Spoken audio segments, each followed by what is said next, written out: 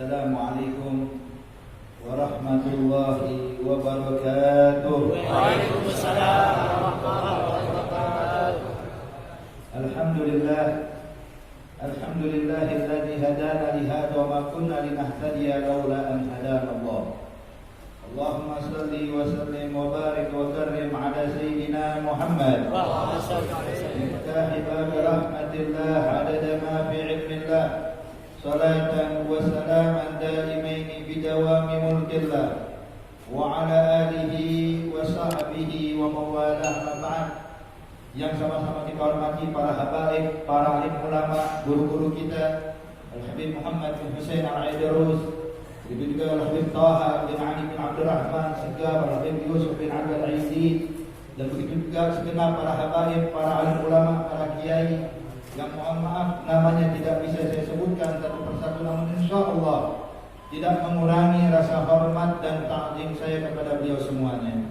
Hadirin hadirat yang dimuliakan Allah Subhanahu wa taala, sungguh hari ini kita patut berbahagia di hari yang mulia pada saat-saat dilahirkan Nabi besar Muhammad sallallahu alaihi wasallam. 12 Rabiul Awal atas pendapat jumhurul ulama, yang mana itu hari menjadi mulia sebab lahirnya Rasulullah. Terus terang hadirin hadirat, kalau bukan karena Nabi Muhammad dilahirkan, maka orang gak bakal kenal dengan tanggal 12 Rabiul Awal. Jangankan 12 Rabiul Awal, mungkin orang menganggap waktu atau bulan Rabiul Awal adalah bulan yang biasa, berbeda dengan bulan lainnya hadirin. Bulan Ramadan jadi mulia karena di situ Allah turunkan rahmat begitu banyak. Di bulan Ramadan terdapat Lailatul Qadar. Di bulan Rajab terjadi kejadian Isra Mi'rajnya Nabi Muhammad, dan bulan Muharram terjadi hari Asyura dan lain-lainnya. Maka ketahuilah ya ahbab, bulan Rabiul Awal jadi mulia sebab di dalamnya lahir Nabi Muhammad, di dalamnya lahir Rasulullah, maka tempat atau waktu tersebut jadi mulia. Bahkan disebutkan oleh ulama, orang-orang yang berbahagia akan kelahiran Rasulullah pasti akan mendapatkan kebahagiaan dunia akhirat. Berbeda juga orang-orang yang tidak suka akan kelahiran Rasulullah. Coba bayangkan, iman apa yang dimiliki seorang muslim jika dia tidak bahagia akan lahirnya Rasulullah. Kalau lahir anaknya dia bahagia, lahir hewan ternaknya dia bahagia, masa dia lahir orang yang bakal ngasih dia syafaat dia nggak bahagia. Lahir orang yang bakal menyelamatkan dia di akhirat, maka dia nggak bahagia. Maka ya Ahbab, lihat Abu Lahab, pamannya Rasulullah yang benci kepada Nabi Muhammad, yang tidak memiliki iman kepada Allah, yang seumur hidupnya cuma mengganggu dan menyakiti Rasulullah hingga Allah turunkan wahyu tabbat yada abi lahabin wa tab. Ini dijelaskan oleh Allah bahwa Abu Lahab bakal diazab dan disiksa oleh Allah di yaumil qiyamah, dimasukkan ke dalam api neraka atas kejahatannya pada Rasulullah. Tapi pernah diriwayatkan oleh Sayyidina Abbas bin Abdul Muttalib, pamannya Rasulullah sallallahu alaihi wasallam, dia pernah bermimpi berjumpa dengan Abu Lahab setelah matinya Abu Lahab. Ditanya, ya Abu Lahab, mada fa'alallahu bik?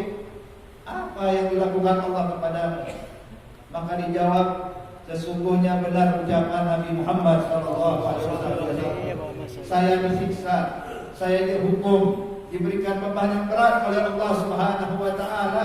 Tapi ketahuilah ya Abbas, di setiap hari Senin Allah berikan saya keringanan. Apa keringanannya? Keluar air yang begitu sejuk dari dua jemariku dan aku bisa meminumnya.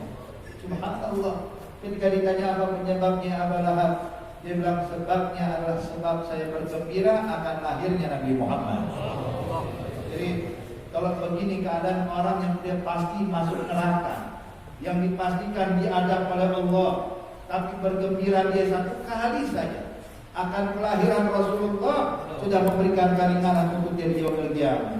Maka dinyatakan oleh ulama, "Law kana hadza kafirun atazamu bitabbat yadahu wa bil jahimi mukhallada hatta annahu li kulli ithnani yukhaffif anhu li sururi bi ahmada fama dhanna bil 'abdi alladhi tula umrihi masrur ma bi ahmad masruran wa mata muwahhidan." Kalau ini Bapak, orang yang seumur hidupnya gangguin Rasulullah, yang seumur hidupnya tidak beriman kepada Allah, tetap mendapatkan keringanan gara-gara bergembira akan lahirnya Rasulullah. Lalu bagaimana dengan kita, yang mana dalam hati kita punya iman kepada Allah, hati kita bahagia akan lahirnya Rasulullah, dan insya Allah kita meninggal pun juga dalam keadaan iman. Maka yang hal seperti ini, hadirin, kebahagiaan kita di saat ini gak bakal dilupakan Allah Subhanahu wa taala. Kalau ada yang mengatakan, buat apa sih kita memperingati kelahiran Rasulullah?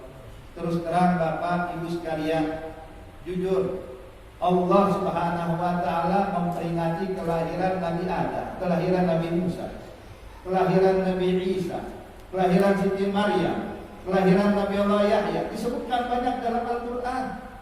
Nabi Musa waktu dilahirkan disebutkan kisah yang panjang lebar oleh Allah. Nabi Isa dilahirkan disebutkan panjang lebar oleh Allah di dalam Al-Quran. Bahkan kalau orang membaca kisah Nabi Musa, membaca kisah Nabi Isa di dalam Al-Quran, itu setiap huruf dari ayat Quran tersebut mengandung pahala dari Allah. Sebagaimana disebutkan di dalam hadis, Rasulullah menyatakan, "Man qara'a harfan min kitabillah, kataballahu li kulli harfin hasanah, wa kulli hasanatin bi asyri amsalha, wa la aqul alif lam mim harf, innamal alif harf, wal lam harf, wal mim harf." Dinyatakan barang siapa yang membaca ayat atau satu huruf daripada Al-Quran, maka Allah bakal berikan dia pahala yang pahalanya dilipat gandakan menjadi 10 kali lipat. Kemudian Nabi katakan, aku tidak bilang alif lam itu satu huruf, tapi alif satu huruf, wal lam satu huruf, dan mim satu huruf. Coba bayangkan hadirin, ketika kita membaca kisah kelahiran Nabi Musa di dalam Al-Quran, berapa pahala yang kita dapatkan. Kita membaca kelahiran Nabi Allah Isa di dalam Al-Quran, pahala banyak kita dapatkan. Masa ya kalau kita baca tentang Nabi Muhammad, Allah nggak kirimkan kita pahala? Masa ya Allah waktu kita baca kisah Rasulullah, Allah tidak turunkan rahmat? Hadirin, hadirat yang dimuliakan Allah, dijelaskan oleh Imam Sufyan bin Uyainah, inda dzikris salihin tanzilur rahmah. Kalau tempat dibacakan satu tentang kisah orang saleh, satu orang saleh kita sebutkan namanya, maka tempat tersebut diturunkan rahmat. Lalu bagaimana kalau yang kita sebut pimpinan kaum sholihin Nabi Muhammad sallallahu alaihi wasallam? Kemudian juga adalah disebutkan bahwasanya di dalam hadis yang menganjurkan kita untuk mencari tahu tentang Rasulullah adalah Nabi Muhammad itu sendiri. Dia mengajarkan kepada sahabat, dia mengajarkan kepada umat hadirin. Makanya pernah ketika Rasulullah sedang berjalan, melihat para sahabat sedang kumpul, mereka sedang mengagumi para nabi-nabi terdahulu. Satu sahabat bilang, betapa hebatnya ya, sungguh menakjubkan Nabi Adam alaihissalam, manusia yang pertama diciptakan oleh Allah, manusia yang pertama mengemban tauhid. Mereka kagum tentang Nabi Adam. Satu lagi mengatakan, oh ada yang lebih hebat lagi, yang lebih menakjubkan. Apa? Nabi Musa kalimullah, Nabi yang bisa bercakap-cakap dengan Allah. Satu sahabat mengatakan, oh ada lagi yang lebih menakjubkan, Nabi Isa bin Maryam, Ruhullah. Satu lagi mengatakan Nabi Ibrahim, satu lagi mengatakan para anbiya dan mursalin. Ternyata kali itu Nabi lagi lewat hadirin, mendengar percakapan para sahabat. Ini sahabat ngobrolnya aja tentang anbiya hadirin, beda sama kita. Kita kalau lagi ngobrol ngomongin politik lah, beras naik, bensin naik, gak kelar-kelar hadirin ya. Tapi dia sahabat obrolannya tentang anbiya. Maka saat itu Rasulullah datang melihat para sahabat. Kata Rasulullah, aku telah mendengar percakapan kalian dan saya mendengar apa yang kalian kagumi. Kata Rasulullah, ketahuilah, anak, kata Nabi Muhammad, saya ini sayyidu waladi Adam wala fakhr. Adam wa man dunahu tahta liwa'i ghadan yaumal qiyamah wala fakhr. Dan saya, kata Rasulullah, adalah pemimpin anak keturunan Adam dan aku enggak sombong, kata Rasulullah. Nabi Adam beserta para nabi dan para rasul bakal berada di bawah panjiku di yaumil qiyamah dan aku enggak sombong. Dan sayalah yang pertama kali menggoncangkan atau membuka pintu surga, dan aku biarkan umatku masuk ke dalam surga sebelum umat terdahulu masuk ke dalam surga, dan aku enggak sombong, kata Rasulullah. Hadirin coba lihat, ketika para sahabat cerita tentang Nabi, diingatkan sama Rasulullah, nih saya, kata Rasulullah, Nabi kalian yang bakal menolong kalian, yang akan memberikan syafaat buat kalian. Maka di sini anjuran dari Rasulullah untuk kita cari tahu. Bahkan ulama menyatakan hal ini. Ketika Allah berfirman di dalam Al-Quran, "Qul in kuntum tuhibbunallah fattabi'uni yuhibbukumullah wa yaghfir lakum dzunubakum." Allah berfirman, sampaikan ya Rasulullah kepada umatmu, kepada sahabat-sahabatmu, kalau kalian mengaku cinta pada Allah, maka ikutilah aku, kata Nabi Muhammad. Coba hadirin hadirat, kita merenung sejenak, pahami ayat ini. Ketika Allah nyatakan fattabi'uni, ikuti Nabi Muhammad, niscaya kalian bakal dicintai oleh Allah. Bapak, bagaimana mungkin kita bisa mengikuti Nabi Muhammad kalau nggak tahu sejarahnya Nabi Muhammad? Bagaimana mungkin kita bisa mencontoh Nabi kalau kita nggak tahu sunnahnya Nabi Muhammad? Bagaimana kita bisa kenal Nabi Muhammad, tahu mengikuti Nabi Muhammad kalau kita nggak mengenal siapa sosok Nabi Muhammad? Jadi seakan-akan Allah pun mengingatkan kepada kita, hai hamba-hambaku, pelajari sejarah kekasihku Nabi Muhammad. Hai hamba-hambaku, pelajari sunnah dan ajaran Nabiku Nabi Muhammad, sehingga kalau kalian pelajari, fattabi'un, ikuti Rasulullah. Kalau kalian sudah ikuti Nabi Muhammad, aman. Niscaya Allah yang bakal cinta kepada kalian.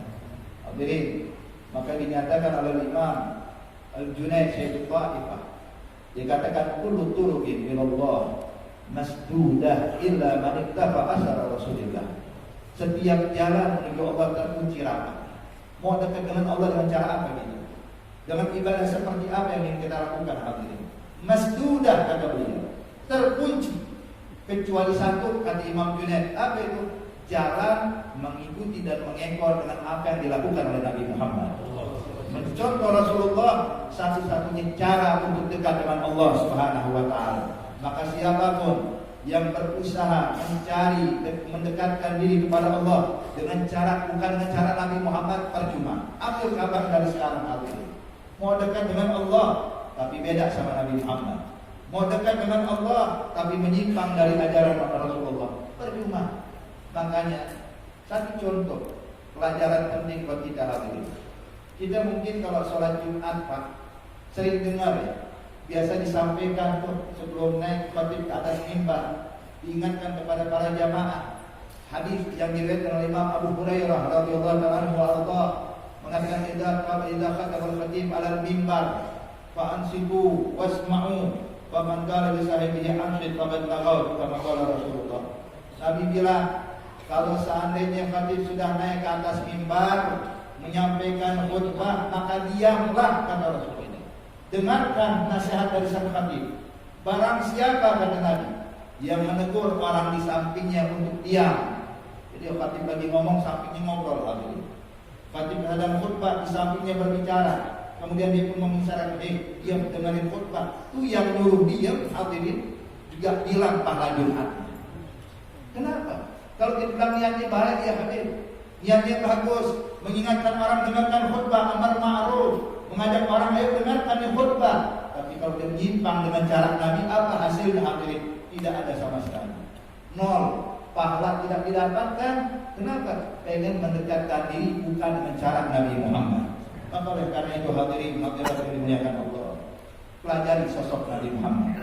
Ambil sejarah beliau, tanamkan dalam hati kita, praktekkan dalam kehidupan kita, niscaya kita akan menjadi orang yang dicintai oleh Allah Subhanahu wa taala. Insyaallah Allah bimbing kita, Allah berikan taufik untuk kita, Allah berikan hidayah untuk kita, Allah rubah keadaan kita.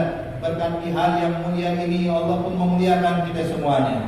Bahkan hal yang agung ini kita pun mendapatkan kedudukan mulia di sisi Allah. Insya Allah yang hadir di tempat ini tidak bangun melainkan dosa kita diampuni oleh Allah, hajat-hajat kita dikabulkan oleh Allah, dan urusan kita diberi kemudahan oleh Allah Subhanahu wa taala, dan kita bisa meninggal dalam keadaan husnul khatimah, dalam keadaan diridhai oleh Allah. Amin ya rabbal alamin. Allahumma ij'al jam'ana hadza jam'an marhuma wa tafarraqna min ba'dihi tafarruqan ma'duma wa la taj'al fina wa la ma'ana shaqiyyan wa la mahruma.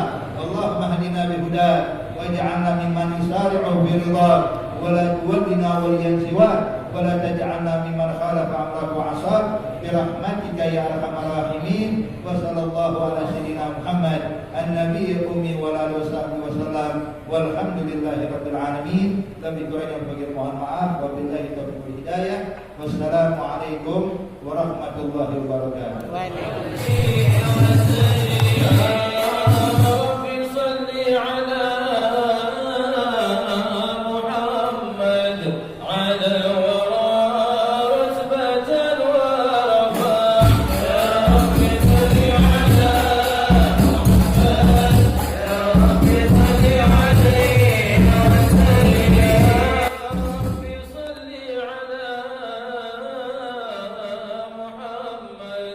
اسم البراء